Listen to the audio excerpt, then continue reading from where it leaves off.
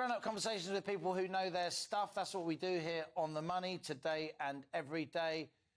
Q, Tash Courtenay Smith, retailer marketing expert and CEO of Bolt Digital. Tash, returning to the show. Great to have you with us. And a on The Money regular, Vicky Price. She is, of course, Chief Economic Advisor at the Centre for Economic and Business Research. Vicky, always good to see you. Tash, let's talk to you first. I know you want to talk about Primark in particular, and we'll come to that, but what do you make of these retail numbers? We saw a rare drop in retail sales in May, and we saw an even sharper drop in food sales as the cost of living squeeze really starts to take its toll. Yeah, I mean, I like your question there, is economic doom and gloom being overdone? And I think the issue is we all live in quite short-term time cycles where we hear a lot of bad news, and all of us right now as consumers are hearing a lot of bad news.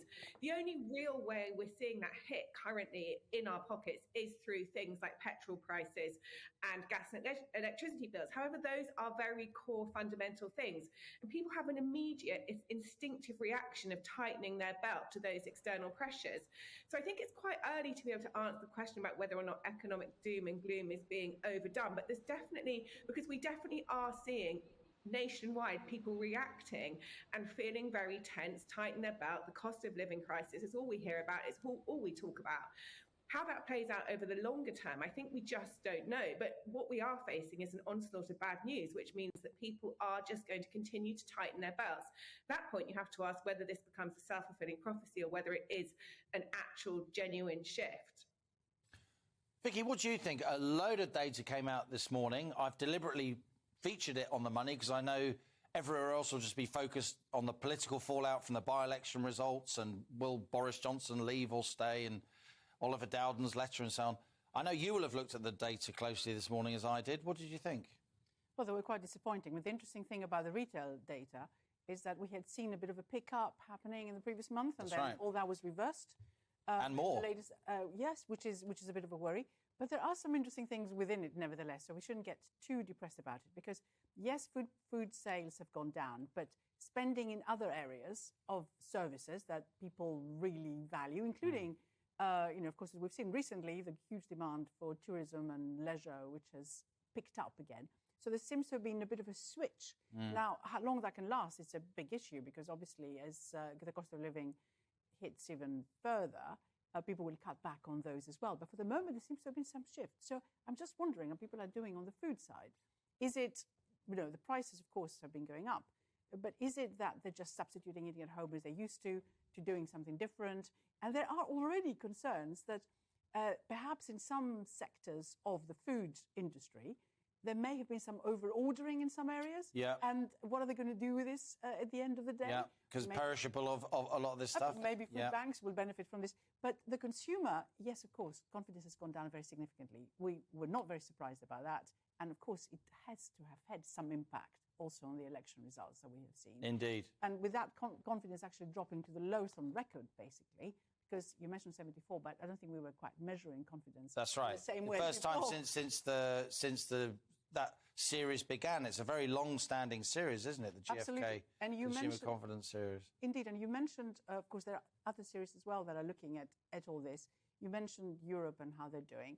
Confidence is dropping there very significantly too. So we're in the same boat. I'm going to come back to you on Europe because amidst all the other news that's going on, some people are trying to have a debate, 6 years on from when we voted, 23rd of June this week. A lot of people are talking about how British economy has been doing since that European Union referendum. But we will come back to that. Because Tash Courtenay Smith, I want to ask you, you are very much a retail and a digital retail specialist. That's what Bolt does. You wanted to talk to me about Primark, one of the biggest names on the high street to have held out against going online. Now that's changing. It is. So Primark have just announced their foray into online shopping through opening click and collect in a test pilot of stores. Now, Primark is one of our most successful huge retailers in the UK. They have always resisted online. It's not always been entirely sure why they have. I think what was really interesting about this is they said they believe there may be something like untapped potential in in the people visiting their website and their customers to shop online. And I think that is a statement of the absolute obvious in terms of course, the Primark consumer would like the option of buying online and buying in store. So I imagine this test, of which Primark is quite late to the game compared to other retailers, is going to actually prove to be a resounding success and will quickly be rolled out past click and collect into actual delivery. It will certainly be interesting to see where that goes. I mean, it's not easy running an e-commerce business. They are different to bricks and mortar businesses. That might be one of the reasons that Primark has resisted for so long. But I would imagine they're going to see an absolute influx of orders and demand through an online store. And briefly, Tash, many of our viewers will live in towns rather than cities. Many towns across the UK, the high streets are suffering. They're being hollowed out. Is a huge high street name like Primark finally going online? Do you see that as another blow for the high street? Or do you think the likes of Primark and many other of our big names are always going to have, a dual approach, both online and with bricks and mortar stores? I mean, that dual approach, that omni-channel approach is absolutely key to a retailer's success. I think what harms the high street is when retailers exit or move to different types of structures, such as out-of-town parks. I think adding to a shopper's choice and ability to choose how they shop, whether they go online or whether they visit the store, is not damaging to the high street. And I think from a business point of view for Primark, it's absolutely the right thing to do, just to have another revenue stream and to give their consumers more options as in how to buy. So I don't see this per se as being damaging to the high street. I actually wonder why it's taken Primark so long to get to the point to launch this type of facility. Very interesting. And we'll monitor how Primark are doing, because it is a big move, and I'm glad that we've been able to mark it in our discussion today. Vicky, going back to you, do you think we're guilty, people like you and I, economists, people who pontificate in the media, have we overdone the doom and gloom in recent months? Do you think there may be some people out there who want to, not talking about you or me or anyone in particular, but do you think there's a tendency out there to overdo the doom and gloom as a way of hitting the Tories, as a way of getting back at Boris Johnson? There will be some people who do that, but in reality, we have quite a lot of the facts out there which show that the economy is slowing down. There might be the odd quarter when we do reasonably well. I mean, we're not doing too badly compared to the French and the Germans. Obviously, the Americans are growing faster. They've a very big, powerful economy. They are self-sufficient on oil and gas. Obviously, they're huge oil and gas producers. But there are quite a lot of indications that in some of the countries in Europe, they'll do reasonably well in the summer because of tourism. So if you look at the southern European countries, it's not going to be quite the same for places like Germany, which is, of course, now really worrying about gas supplies from Russia. And that's going to be a big issue for them. So prices are going up and they're really worried about what the implication of the economy would be. So you might find that there is a huge differential. Here, the forecasts are that this quarter is probably going to see a decline in GDP, the one we're in now. Yeah. But again, we've already had 2 successive months of decline, haven't we? So a quarter's 3 months. So. Indeed, but we need 2 quarters, of course, of decline to have a recession. Yeah. Now, we might see things stabilise a little bit in the summer because basically, in holidays, people spend a lot on tourism. There will still be some staycations and people will be going out during the holidays and spending quite a lot of money on retail and entertainment. So there's going to be a bit of a recovery possibly. Now, the question is what happens in the final quarter of the year when those electricity bills go up again. Tash Courtenay Smith, final word to you.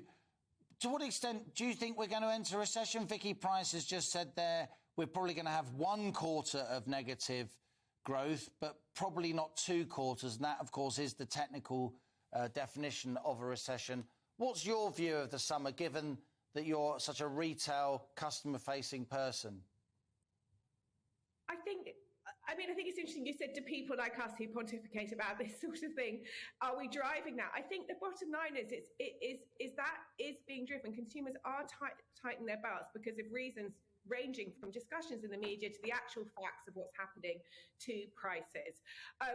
So I think what we're expecting to see is consumers being a lot more choosy about what they spend their money on, which just means that from a retail point of view, brands are going to have to work harder and harder. I think there will be a fallout. I think we can expect some closures of brands, more closures of shops, some fallout from some of the digital first brands. We currently live in a world where we have a huge number of new brands that have been created over the past 5 to 10 years.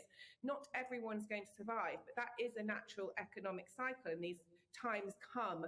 So really, it's a question of, from a retail point of view, the brands that are the strongest, the cream rises to the top, the brands that are the strongest will survive. And there's going to be a bit of a shakeout, because the bottom line is, whether it's technically a recession or not, consumers are feeling pain, they're feeling jittery, they're hearing lots of bad stories, and they're questioning what they're going to spend their money on. And I don't think that is something that's going to be halted or stopped.